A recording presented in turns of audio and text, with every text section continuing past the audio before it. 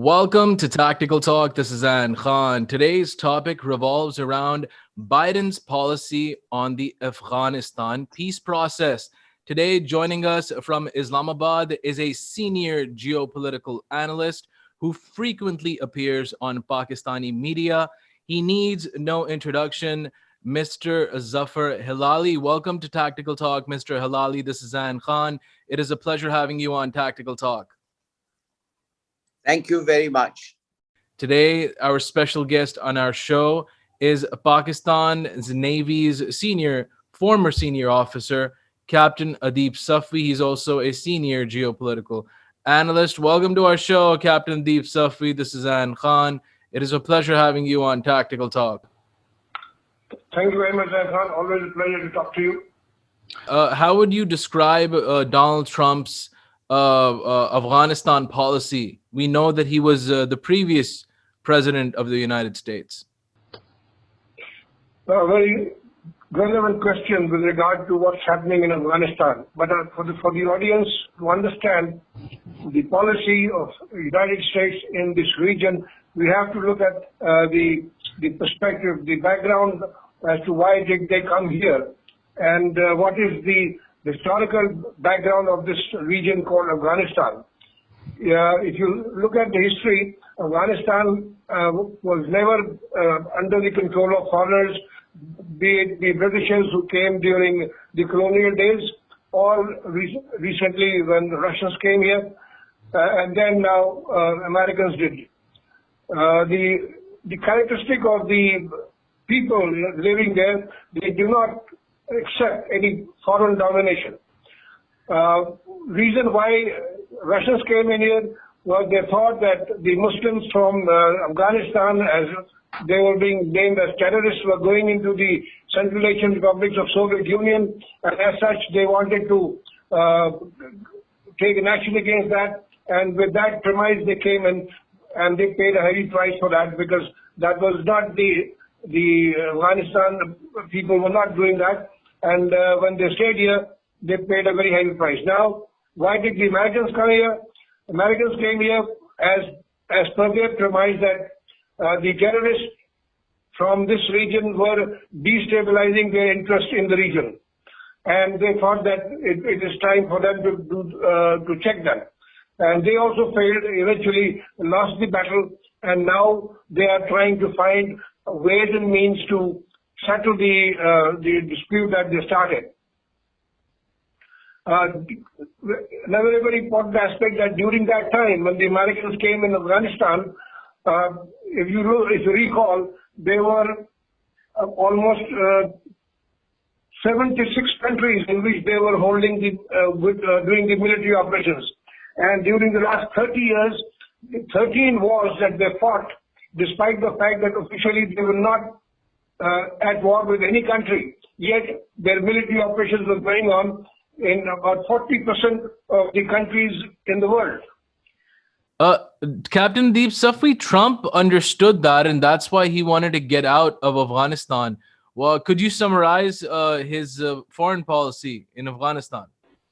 Yes, but even that, George W. Bush, who started the war, they were dropping about 70,000 bombs in 5 countries, and Obama 100,000 bombs in 7 countries, and Trump in his first year dropped 44,000 bombs.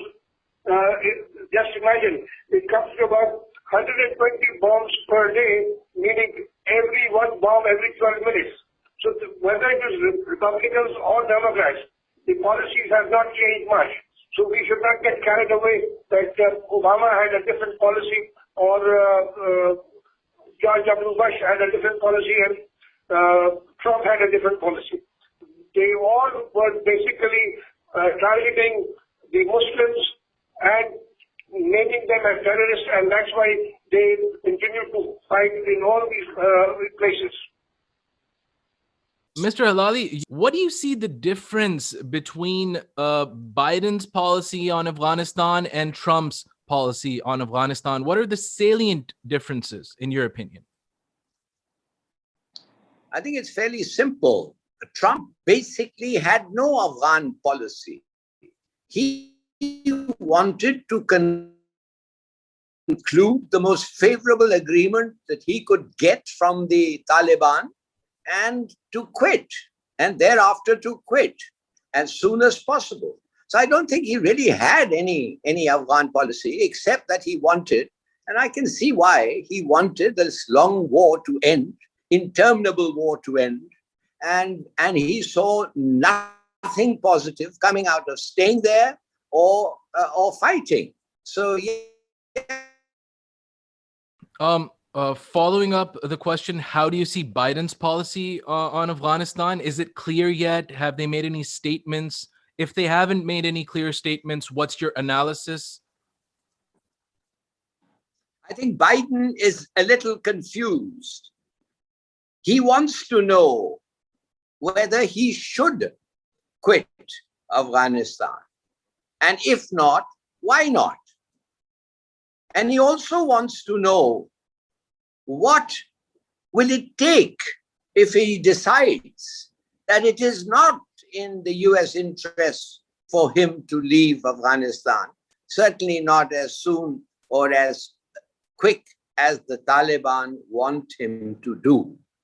And if both those questions are answered, in other words, whether he should go and what will it take if he decides not to go, then I think to re-engage in a big way in Afghanistan.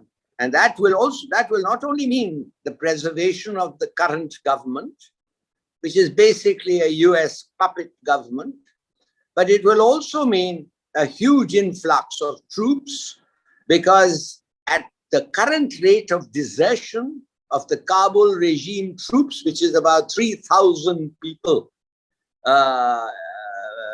I think every few months, it can't continue. That it is not, the Afghan army is not a viable army.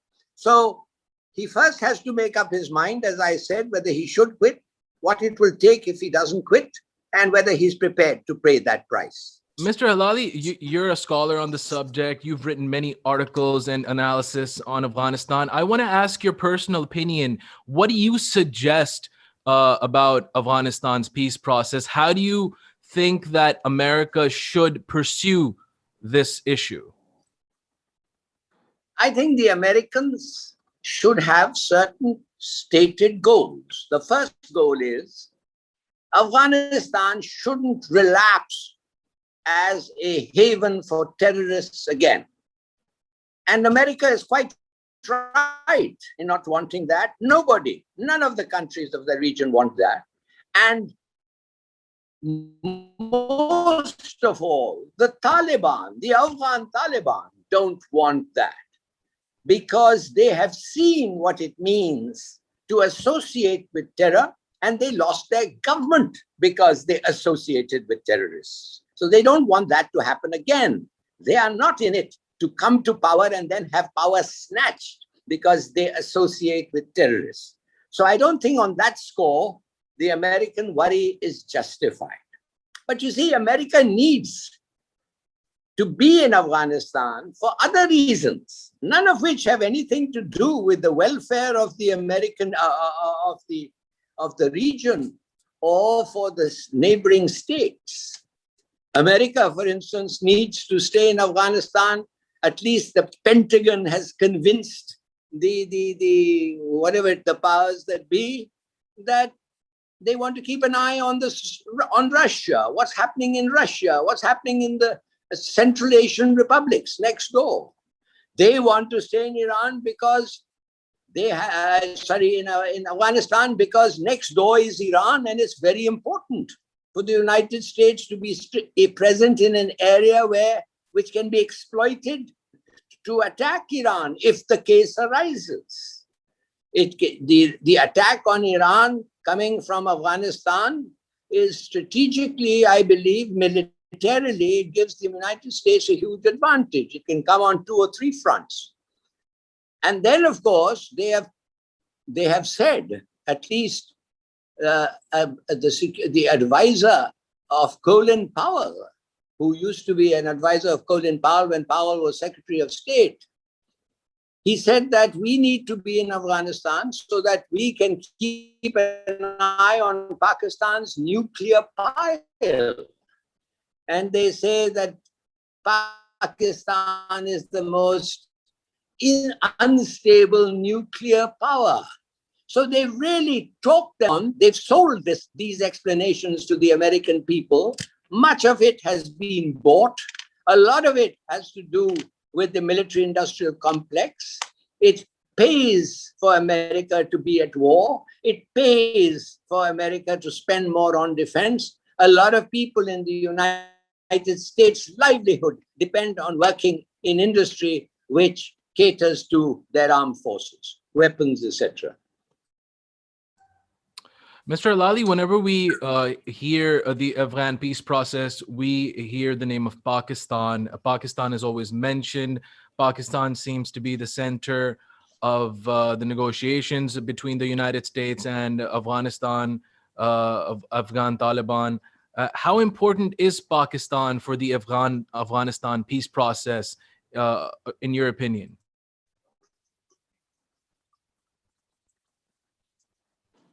Well, Pakistan is important because there are 20 million Pashtuns. That is the same ethnic group that are in the majority in Afghanistan.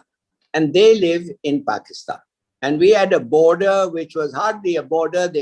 40,000 crossings used to take place daily. It's become a little stricter now, but people come and go.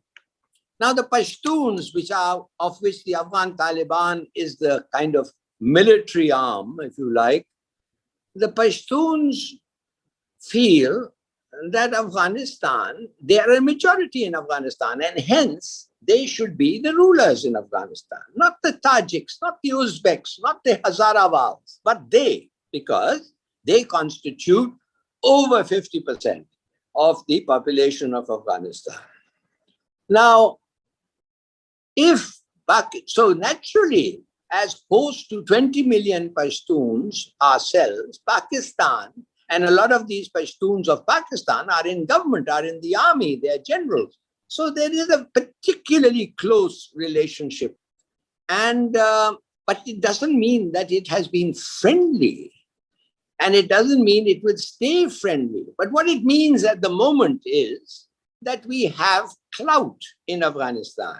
And if we use this clout, it helps whoever is the person who is benefiting from this. So the United States has called upon us, urged us, sometimes you might say ordered us to do things for it. We have obliged, in my view, needlessly so, but we have obliged. And therefore, for example, in bringing these talks between Khalilzad and the Afghan Taliban to a successful conclusion, Pakistan was very much evident.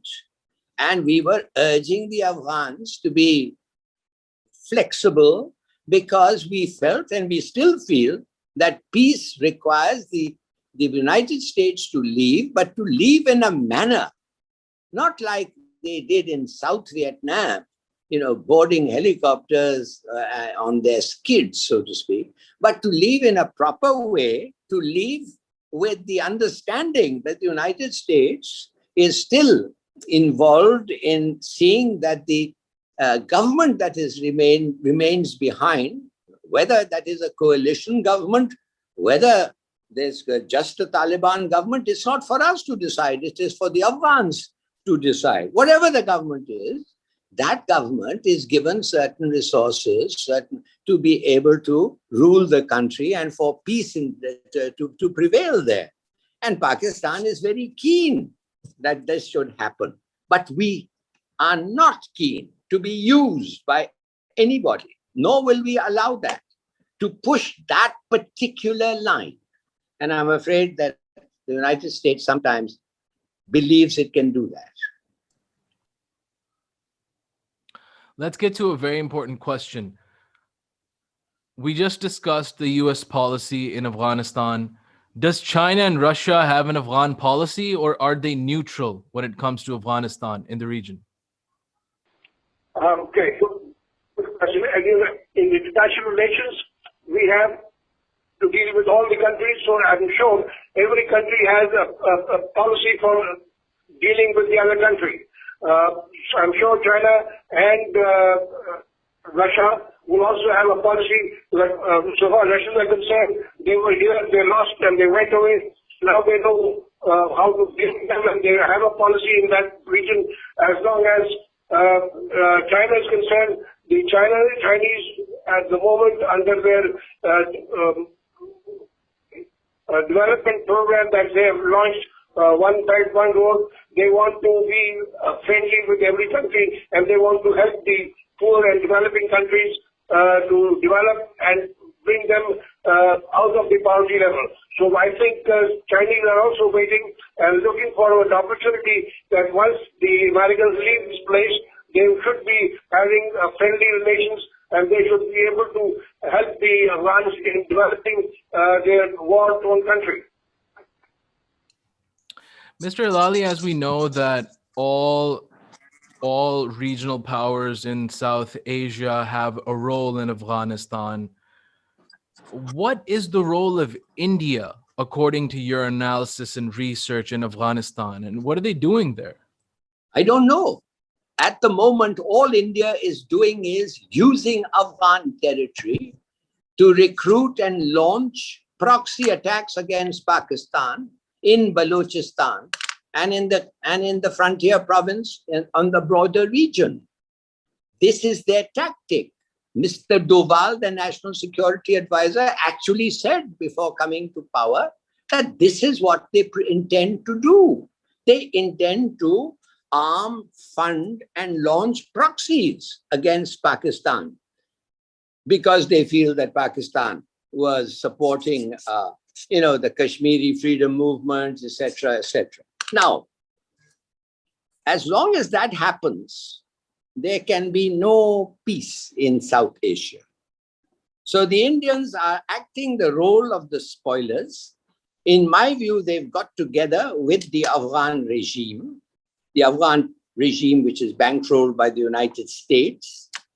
And this regime is determined to maintain itself in power and not come to an agreement with the Taliban for a national government, for a coalition government, because they know that the strongest force in Afghanistan is the Taliban. And you know what you have lost on the battlefield, because 60%, 70% of the territory of Afghanistan is now controlled by the Taliban. You cannot win on the conference table. So I do not see, not that I wish, but I do not see any agreement that can be reached between a very much stronger and a very much weaker negotiations, where what the one has won on the battlefield will be lost on the conference table or will be parlayed into equality when they easily, and we all know they have much more power. So how is this going to happen? And here I think the countries of the region can help by saying that we don't want the resumption of the civil war. So let the Afghans, of course it is for the Afghans to settle. But if the Afghans cannot settle, we cannot impose a settlement. And the United States, if it thinks it can do that, then it has to stay and come back with 50,000 more troops. Captain Safvi, we just heard the view of Zafar Hilaly on India's role in Afghanistan. Would you like to add a little more about how India is playing proxy wars on Pakistan through Afghanistan, and how do you think that India's role in Afghanistan could destabilize the region, in your opinion? Again, very, very relevant question. India's intentions or India's role in Afghanistan has been to use them as proxies against Pakistan. Having said that, one thing must be very clearly understood, that since the independence of the country, of our country, 1947, the only country that voted against us in the UN membership was Afghanistan. So it would be right to presume that we never had a very friendly relationship with Afghanistan.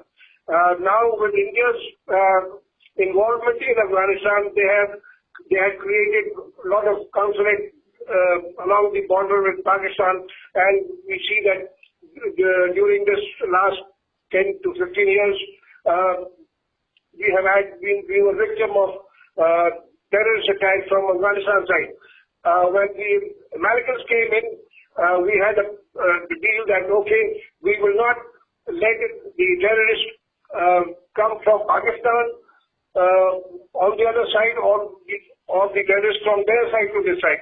So we will push them out from there, and the Americans will be there to take care of it. It was called a hammer and anvil. That means we push it out, and there is the hammer on the other side, which kills the victim.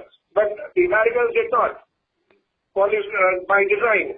So all the terrorists that we were able to push them out from our area, some were killed and mostly crossed over to the Afghanistan side. They should have been killed by under the policy that we had agreed with the Americans, but they did not. And then we find that it was the subsequent terrorist attacks coming from their side, and we were a big victim of that. So Indians have had a very Captain Safvi, what does India achieve by destabilizing the region? Does it attain hegemony in South Asia? What is it trying to achieve, and what does it achieve by supporting proxy groups in the region and destabilizing? The line basically is that India wants to be called as the regional player and the one who controls the region. Also, if you recall, was the aim of getting a permanent seat in the Security Council. So India considers itself to be a major power in the region and wants to dominate. It has been doing so for quite some time, but since the Afghan crisis started, it was an opportunity for them to use that land against us and the proxy wars that we have been fighting most of the time, the terrorists coming from that side. And if you recall that during the last 7, 8, 10 years, we have had plenty of attacks coming from that side. And the reason was that they were being supported by the Indians. Secondly, very importantly, the recent development that the Americans have had a strategic partnership with the Indians. They wanted the Indians to become the watchdog for them. And if they leave the place, Afghanistan, India should be able to handle them, the situation. But unfortunately, at the hands of Chinese, they suffered a good beating in Ladakh area and in the northern area when they annexed the territory. So Americans were disappointed that Indians cannot look after China or look after their interest in the region. And hence, we see a continuous shift in the American policy, an agreement that was signed in Doha that they would leave by May 21st, 2021.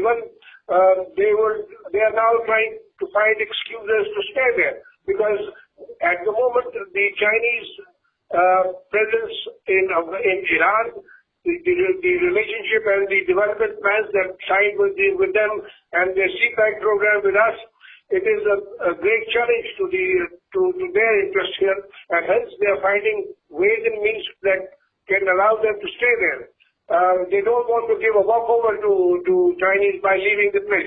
So the policy of the Americans during the time of Trump also, he wanted to leave, but these were the compulsions that they had to review the contract or agreement, and now at the moment also they are finding some kind of way out that they could stay here.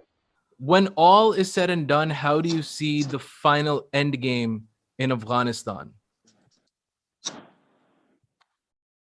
The end game, I see Afghanistan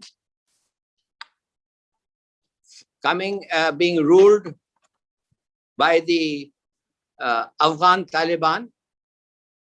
I think they will be a responsible government. They are keen to have good relations with Pakistan, China, Russia, and Iran. They are already talking to these countries. They are certainly not interested in supporting any terrorist group and inflicting, deaths all over the world. And I think that the United States must get out of Afghanistan, because as long as it is there, it's going to be a cause for strife. And if it sees its national interest as being, regardless of that, if it still wants to stay, then Americans will die. More American troops will be there. The civil war will resume, and a lot of casualties will take place. And as you know, for the last 6 months, not a single American soldier has died, because America is expected to keep its word and leave on the 1st of May. When that fails, or that agreement falls through, the war, I'm sure, will resume. Captain Safvi, just some final words. Mr. Hilaly just summarized the Afghanistan endgame. He said that at the end of the day, Afghan Taliban will be ruling Afghanistan. That is the endgame. How do you perceive China and Russia's perception to the leadership of the Afghan Taliban if they take over Afghanistan, according to Mr. Hilaly? How do you think, will they be accepting their takeover? How will Russia and China be seeing this? Okay, I would agree with that concept that Mr. Hilaly is the champion of this diplomatic corps, so he has his own experience. Agreeing with him, I would think that now with the rapidly changing international relations, with new bloc forming up with China, Russia, Iran, Pakistan on one page, and probably Qatar.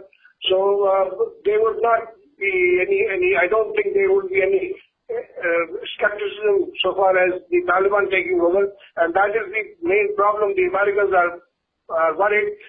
So is Ashraf Ghani, the president of Afghanistan, that they know the moment the Americans leave, it will be a matter of time when Taliban take over.